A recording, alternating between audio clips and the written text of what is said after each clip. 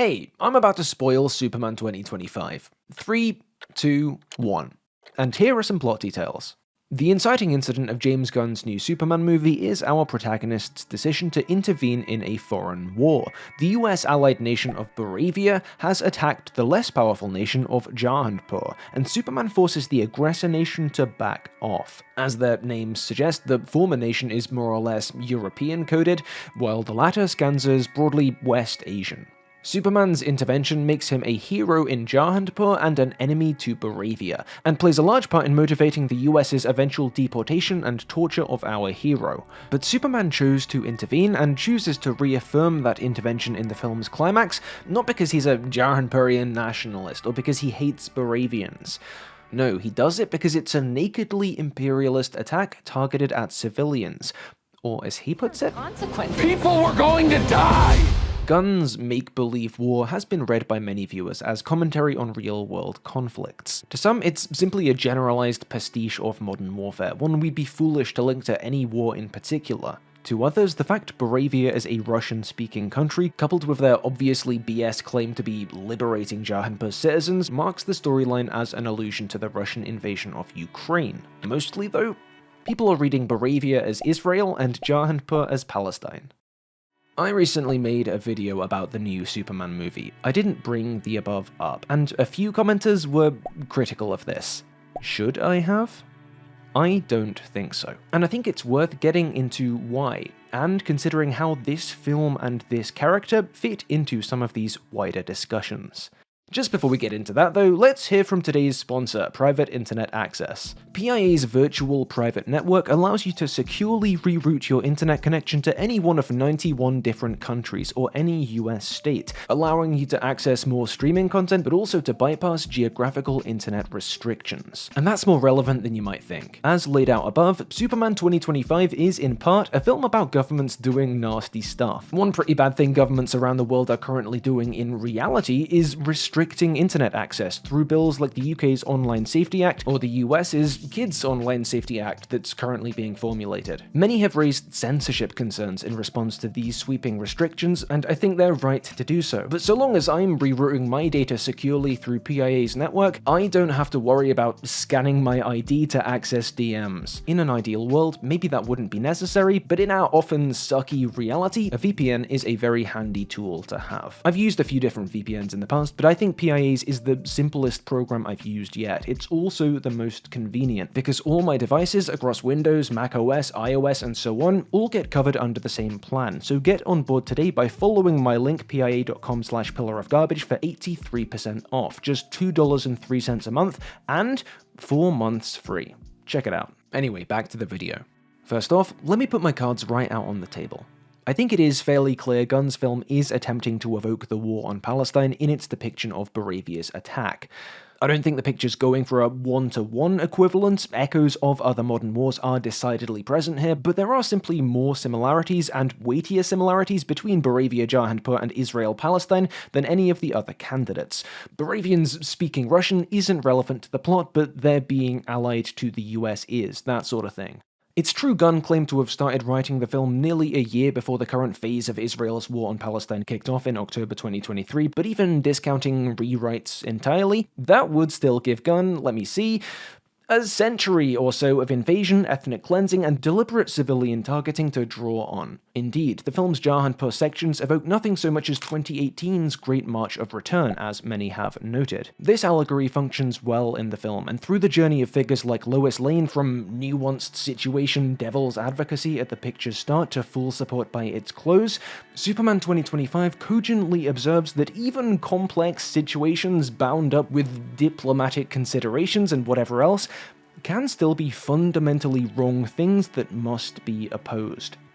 All that I observed in a conversation with TSD Talks in our wider-ranging Superman 2025 discussion on the Pillar of Garbage podcast. Shout out the podcast, by the way, and most of it didn't come up in Superman Isn't Jesus 4. Because a discussion's a discussion, but a video essay has a scope, a focus. Superman Isn't Jesus 4 was concerned with both the formation of meaning via realism in Superman movies, and the way those movies engage with or obscure the culturally Jewish foundations of the Superman character.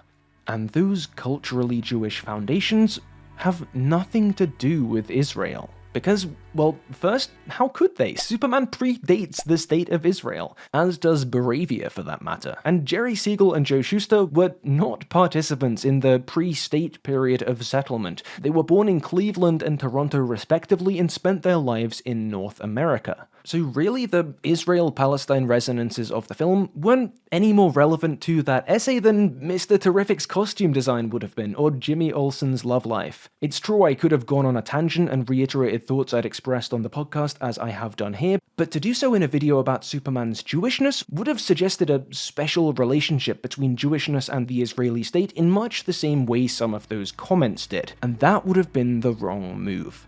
No small number of people have made this point, including many I cited in July's video, but let's cite a new, pre-2023 voice here. Israeli writer Abraham Gutman, in a 2021 piece for NBC Think, wrote that by conflating Judaism and Israel, the Israeli government created a paradox in which Israel's actions are beyond critique. This conflation is unfair, Gutman writes, but Israel engages in this conflation all the time. That's because equating Israel with Jewishness itself is in the Zionist interest. The ability to hand-wave away criticism as anti-Semitic provides cover for the state's acts of cruelty. The day a video on Superman's Jewish resonance can exist without any viewers linking that resonance to Israel, consciously or otherwise, then, is the day the state loses its most effective rhetorical weapon.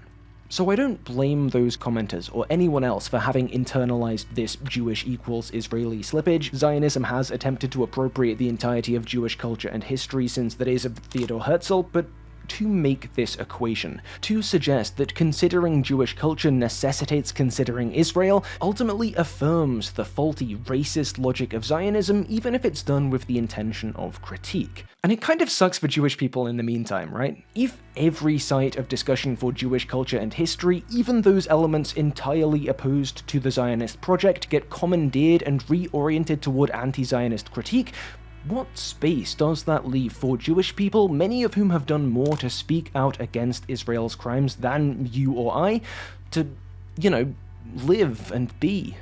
And yes, I do mean entirely opposed to.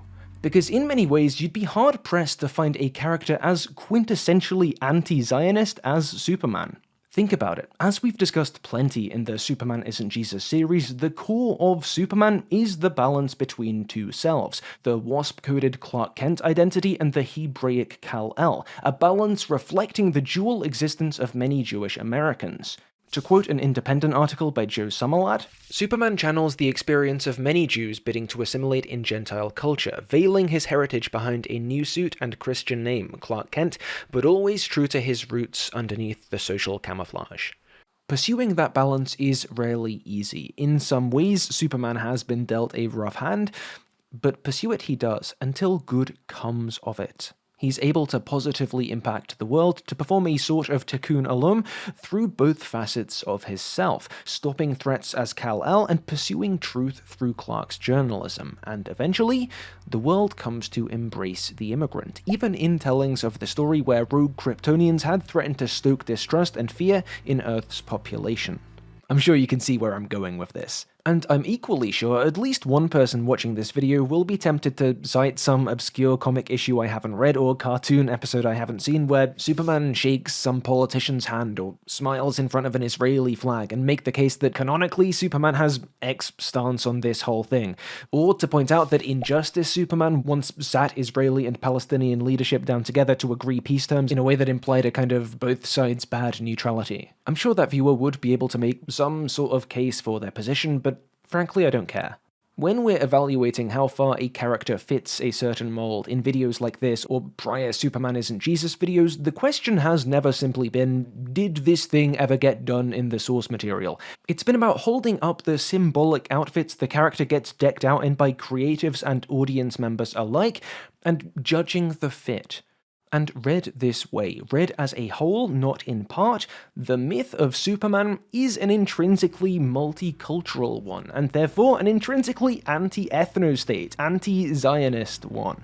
And that was far from a given, by the way. Influential early Zionists in the decades before Action Comics issue 1, like the aforementioned Theodor Herzl and Vladimir Jabotinsky, based their doctrines, their calls for a Jewish state in Palestine, on unshakable beliefs that Jewish and Gentile peoples were unable to coexist. And to that end, they made alliances with virulently anti-Semitic politicians like Arthur Balfour to advance the Zionist project. Against this backdrop, not to mention the horror stories that would have been coming from Germany over the long development of the Superman character, or for that matter, the still virulent levels of anti-Semitism in the America Siegel and Schuster lived and worked in, Superman stands out as a literary leap of faith projected forth into the future. Against these no's, he is a yes. Yes, we can all live together and make a better world in the process. And I think we owe it to Jerome Siegel, to Joe Shuster, I think we owe it to Superman to remember that. That's not always an easy thing to do. Sometimes we think we're doing so, and we're not. I'm reminded of something that happened shortly after I published Superman Isn't Jesus 3. One of the writers I'd quoted in the Superman Isn't Jesus series and followed afterward reached out to me to compliment the video. Initially, I was thrilled. But this was September 2023. And then I watched him spend the rest of the year using his online platform as a, quote, Superman expert to write and boost posts dehumanizing Palestinians. I stopped following him then, obviously. But I checked his feed while writing this script, and I found posts about Zohran Mamdani being anti-Semitic and apparently justifying anti-Jewish violence, when all the man's done is call for Palestinian liberation. I'd be lying if I said I'm not a little curious what he thought of this new film, and whether it made him question, even a little, the way he's used the platform Superman gave him. NerdSync dropped a great video partially about this, by the way, the trouble this element of the film posed to some pro-Israel viewers. Almost made me not bother writing this one. Give it a watch, and go do it now because this video's over. Big thanks to all my supporters on screen now, especially Hanan, Daniel Goldhorn, Harry Price, Kwanghu Liu, Something Capitalism Bad, Thomas R, and Weirdy Beardy. And my goal to keep this channel afloat is 200 backers across YouTube and Patreon by the end of the year, so do consider signing up yourself if you're in a comfortable position, and hey, maybe you'll end up as cool as the people whose names you're seeing now. Oh, and this counts as Superman Isn't Jesus 6, by the way. Bye.